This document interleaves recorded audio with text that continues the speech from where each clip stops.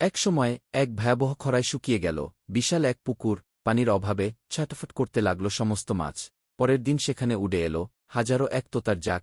এত সহজ শিকার দেখে তাদের চোখ লোভে চকচক করে উঠল। এক দল চাইল এই সুযোগে মাছদের বাড়িতে পার্টি করতে, কিন্তু অন্য দল বলল, লোক সংগঠন করো, প্রকৃতিকে বাঁচাও। মুহূর্তেই তো তাদের দল দুই ভাগে ভাগ হয়ে গেল।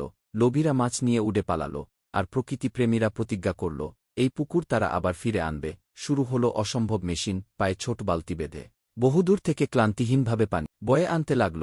আর লোভী তো তারা জঙ্গলে বসে আয়েশ করে মাছ খেল, আর ওদের বোকা বলে হাসাহাসি করল। কিন্তু পরিশ্রমীরা থামল না। ফুটা ফুটা পানিতে বিষ্ণু পুকুর, তারা নতুন করে গাছ লাগানো। কিছুদিন পর গরম আরও বাড়ল, লোভীদের জঙ্গল পুরাপুরি শুকিয়ে গেল। পানির অভাবে আজ তারাই ছটফট করতে লাগল, আর ওদিকে পরিশ্রমীদের পুকুর সবুজ শ্যামলে এক স্বর্গরাজ্য। অবশেষে ভুল বুঝতে পেরে লোভী তো তারা মাথা নত করে ক্ষমা চাইল। প্রকৃতি তো সবাইকে ক্ষমা করে দেয়, তাই সবাই মিলে মিশে সুখে থাকতে লাগল। তবুও কেউ লাইক সাবস্ক্রাইব করে না।